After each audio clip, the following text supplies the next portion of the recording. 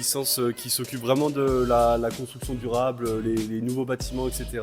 Qui a aussi pour but de valoriser l'énergie. On dit souvent, bon bah voilà, les bacs pro, c'est un peu ceux qui ont raté la générale. Non, c'est pas le cas. J'ai 21 ans, je sors d'un BTS, c'était loin, gestion du bâtiment tertiaire et industriel. Vous pouvez me dire comment on intègre cette licence?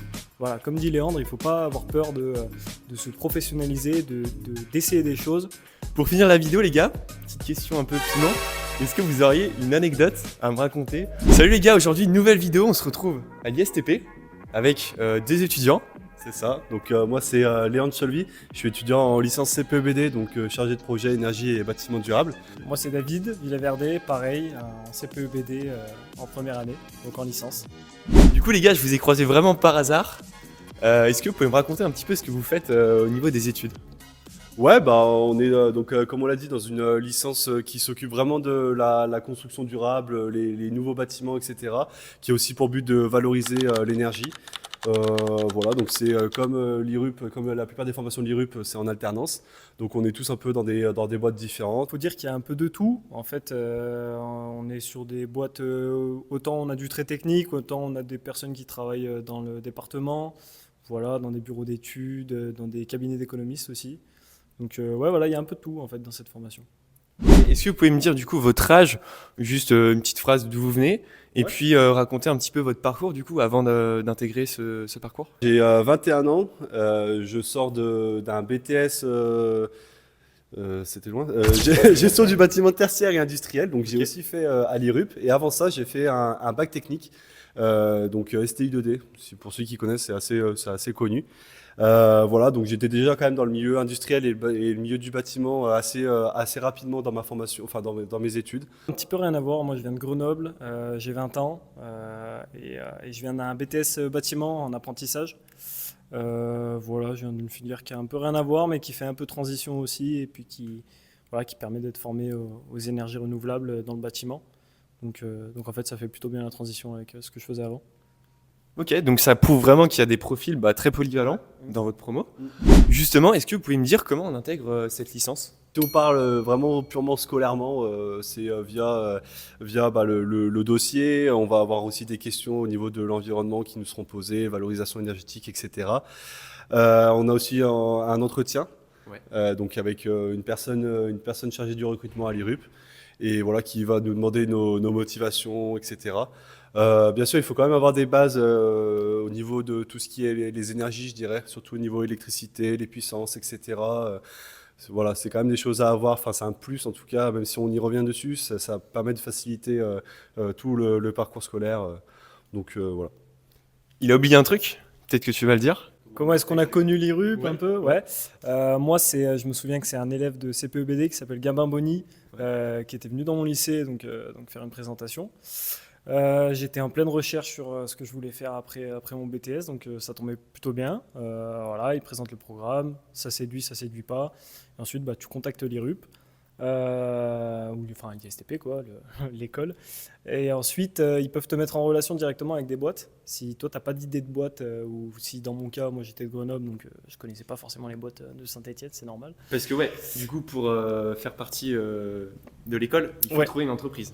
Ah bah oui, là c'est une formation qui est exclusivement en alternance si je dis pas de bêtises. Donc là ouais, il faut trouver une boîte. Mais ce qui est pas mal, c'est que l'IRUP pour le coup accompagne beaucoup. Ils ont déjà un peu des fiches de poste, tu vois, des entreprises un peu de côté. Partenariat. Voilà exactement, avec des tâches qui correspondent au référentiel. Donc ils te mettent en contact avec ces boîtes et puis toi tu choisis, on va dire.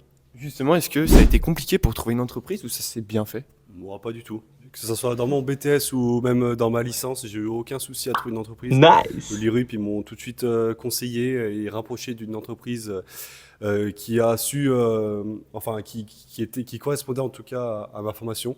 Donc non, il n'y a eu aucun souci au niveau de trouver une entreprise. Ça a été très simple pour ma part en tout cas. Même si je sais que ça n'a pas été le cas de tout le monde. Pour certaines personnes, ça a été un peu plus compliqué, mais dans l'ensemble, je pense que pour le coup, l'IRUP peut être pas mal au niveau des entreprises. Te lâche pas en fait, entre guillemets, même quand ça va pas avec ton entreprise.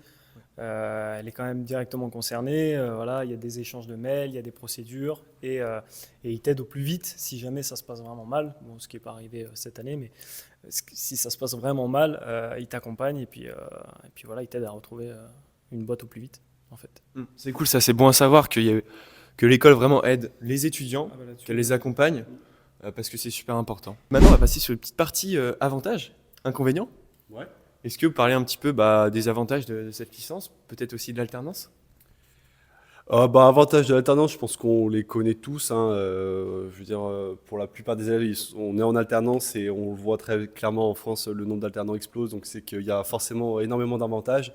En tant qu'étudiant, c'est un vrai plus parce que ça permet d'avoir une vie à côté de nos études, etc. Et ça permet aussi, niveau professionnellement, d'avoir un vrai réseau, de se construire un vrai réseau assez rapidement par rapport à des personnes qui peuvent être en fac, etc. On a un réseau construit en sortie d'études, donc c'est très important. Et ça permet aussi de développer ses compétences et ses connaissances beaucoup plus rapidement parce qu'on va tout simplement appliquer ce qu'on a vu en cours directement en entreprise.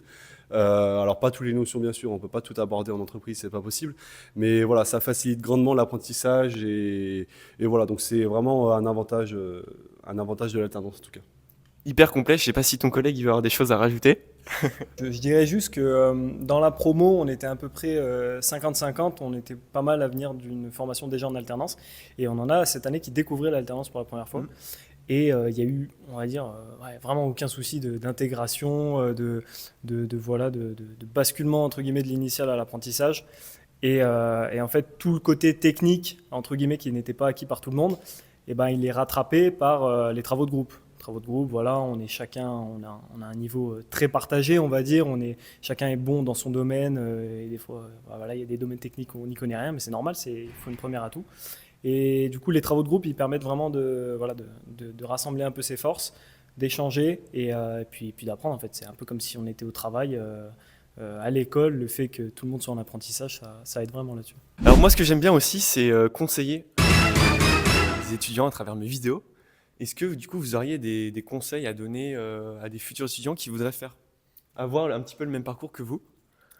Ou des recommandations ou qu'est-ce que vous diriez si vous voyez 2-3 ans avant en arrière? C'est un peu dur de conseiller à 21 ans, mais bon, si je me revois vraiment en arrière, je me souviens avoir hésité entre la voie plutôt plus classique, on va dire un bac S, etc.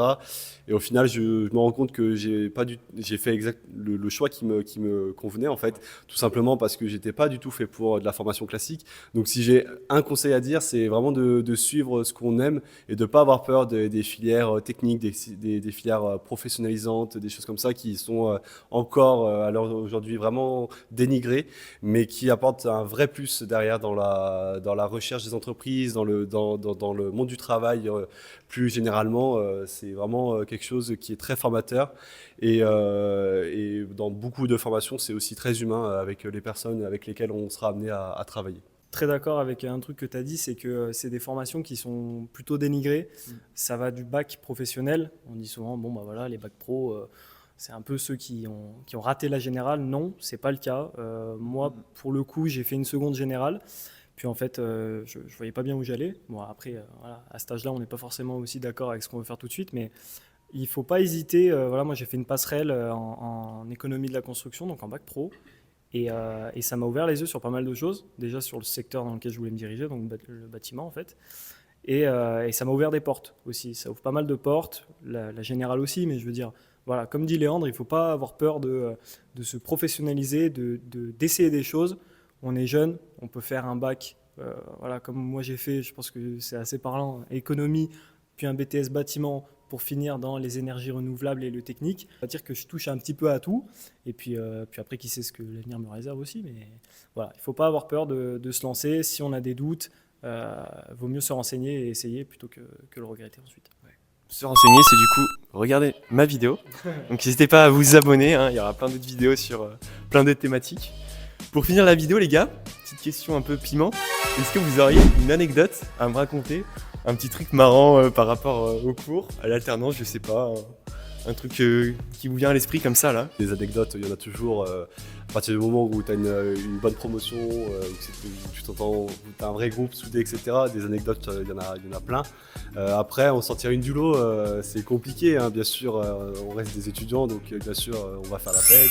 Enfin, voilà, je veux dire, il y a des choses comme ça qui arrivent. Ça nous arrive de pouvoir profiter avec des intervenants avec lesquels on aime travailler, etc. Donc ça, c'est vrai que c'est une anecdote qui, quand on la raconte à des gens qui sont en formation, disons, plus classique, bah, eux, ils n'ont pas l'habitude de sortir avec leurs intervenants, à profiter, etc. Donc c'est des choses qui sont sympas à raconter et qui restent en mémoire pendant longtemps, je pense. Une ambiance vraiment chaleureuse, quoi. Ouais. On le ressent quand vous parlez, vous aimez aussi être là. C'est notre promo, nous, quand on nous dit que la semaine prochaine on est à l'école, on est content. Pas parce que voilà, on se relâche ou quoi que ce soit, loin de là, mais parce que voilà, il y a une bonne ambiance, que ce soit dans la promo ou comme a dit Léandre avec les intervenants. Et ça, c'est hyper important. Bon, après, on s'entend un petit peu moins bien avec certains, mais ça, c'est normal, c'est dans toutes les promos, c'est comme ça.